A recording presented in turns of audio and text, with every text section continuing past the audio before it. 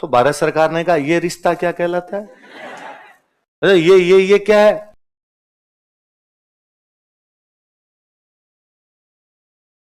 आती है पंजाब में एक जगह से फिरोजपुर। कहां से निकल के आती है? फिरोजपुर से निकल के आती है। गंगा सिंह लेके आए थे, शार्दुल सिंह के पिता थे। 1927 में गंग नहर लेके आए अंग्रेजों से समझौता करके, क्योंकि पंजाब किसके पास था? अंग्रेजों के। इसलिए पानी कहां से लेना? पंजाब से। तो समझौता भी किससे करेंगे? अंग्रेजों से। तो अंग्रेजों से समझौता किया कि पंजाब का पानी हमें दे दो, हम नहर बना लेंगे, आप पानी दे दो। अंग्रेजों ने, गंगा सिंह के दोस्त थे अंग्रेज, अंग्रेजों ने गंगा सिंह की बात मानी, उनको नहर का पानी दे दिया और बीकानेर के अंदर पानी आ गया। गंग नहर आ गई, राजस्थान की पहली नहर है वो। कहां से आती है? पंजाब में, फिरोजपुर। अब जब कहा कि भारत पाकिस्तान का विभाजन होगा तो आधा पंजाब जाएगा पाकिस्तान के पास और आधा पंजाब आएगा अपने पास, और आधा नहीं 3/4 जाएगा पाकिस्तान के पास और 1/4 आएगा अपने पास। तो फिरोजपुर पाकिस्तान में जा रहा था। फिरोजपुर किधर जा रहा था? अब यदि फिरोजपुर पाकिस्तान में जाता है तो पाकिस्तान कभी भी गंग नहर का पानी रोक सकता है। बीकानेर पे प्रेशर बनाने का सीधा सा तरीका है कि वो कह दे कि भाई फिरोजपुर का पानी रोको रे, तो बीकानेर में, गंग नहर में पानी जाएगा नहीं, बीकानेर भूखा मर जाएगा। बीकानेर का राजा कौन है? बीकानेर का, भारत का गवर्नर जनरल है माउंटबेटन। कौन है? मैं आपको ये दिन बता रहा था कि माउंटबेटन ने जापान से सरेंडर करवाए थे बर्मा में। 15 अगस्त 1945 को जापान से सरेंडर माउंटबेटन करवाता है। कहां पर? बर्मा।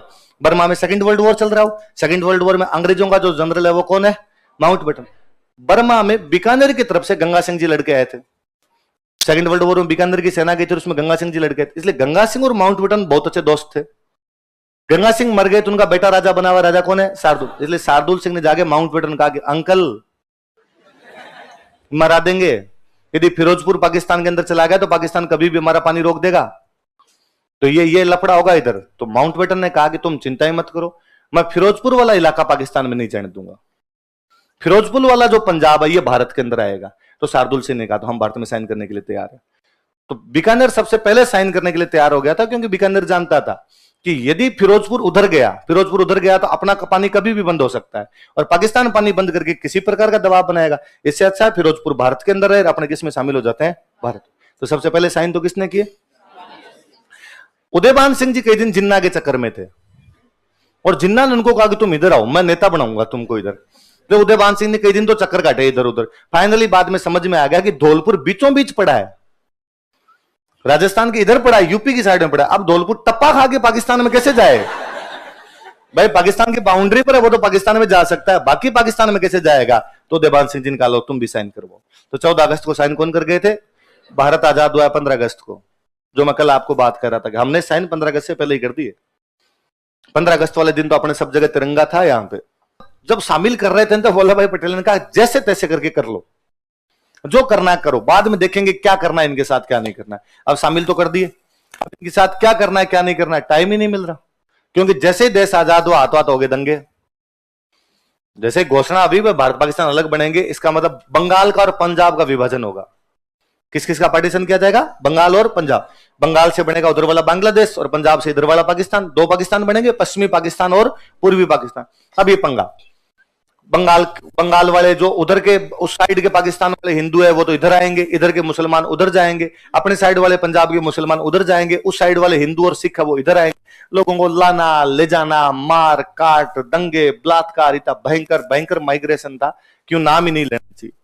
तो अब वल्लभ भाई पटेल को इनको लगे यार ये संभाले, किन राजाओं को संभाले। जैसे तैसे करके स्थितियां थोड़ी बहुत यूं माकूल की, क्या ठीक ठीक ठीक ठीक सा। अब इनका ध्यान गया राजाओं की तरफ कि यार अब इनका क्या करें। इनको कहा था कि 10 लाख से अधिक जनसंख्या और 1 करोड़ से अधिक इनकम वालों को तो अलग रखेंगे, अलग राज्य बना सकते हैं अपने, बाकी सबका तो मर्ज करना पड़ेगा। कहां से शुरू करें मर्ज, किसको किस में मिलाएं?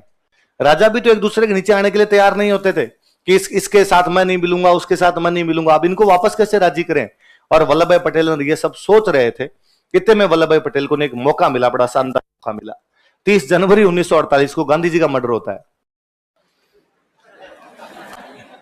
और जैसे गांधी जी का मर्डर हुआ नाथूराम गोडसे को पकड़ा, और नाथूराम गोडसे को जब पकड़ा तो उसके पास हथियार पकड़े, हथियारों पे लिखा था मेड इन अलवर।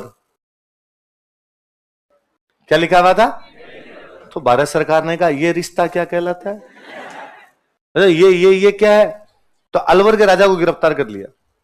अलवर में राजा थे तेज सिंह। कौन थे? तेज सिंह को गिरफ्तार किया, गिरफ्तार करके दिल्ली में नजरबंद कर दिया। जब तक फाइनल वर्डिक्ट नहीं आ जाएगा तब तक तुम नजरबंद हो। इसका मतलब है कि अलवर में अब राजा की नहीं चलेगी, अलवर में जो भी डिसीजन होंगे भारत सरकार लेगी। अलवर में अब राजा की नहीं चले, अलवर में जो भी डिसीजन लेना हो कौन लेगी? और राजा ने कहा कि बड़ो रे तुम, तुम्हारे जो करना वो करो, गिरफ्तार क्यों किए? हालांकि लास्ट में सुप्रीम कोर्ट का फैसला है कि इस आदमी को तो पता ही नहीं था, निर्दोष है, पर भारत सरकार के पास पावर आ गई अलवर की सारी की सारी। एक मौका और मिला, एक शिकायतें थी भारत सरकार के पास। 14 अगस्त 1947 को अपनी सारी रियासतें भारत में शामिल, 15 अगस्त को आजादी का दिन, 15 अगस्त को आजादी के दिन तो पूरे भारत में तिरंगा फहराया जाए। भारत सरकार को शिकायत मिली कि भरतपुर में तिरंगा नहीं फहराया गया। कहां नहीं फहराया गया? शिकायत मिली साहब, भरतपुर के राजा ने मना किया कि भरतपुर के अंदर भारत का तिरंगा नहीं फहराया जाएगा, भरतपुर का झंडा फहराया जाएगा। दूसरी शिकायत यह मिली कि भरतपुर यूपी के नजदीक था, यूपी में हिंदू मुस्लिम दंगे थे, हिंदू भारी पड़ रहे थे मुसलमानों पे, इसलिए भरतपुर के अंदर भी राजा ने और हिंदुओं का पक्ष लिया मुसलमानों के खिलाफ। इसलिए वल्लभ भाई पटेल ने भरतपुर के राजा को बुलाया, ब्रिजेंद्र सिंह।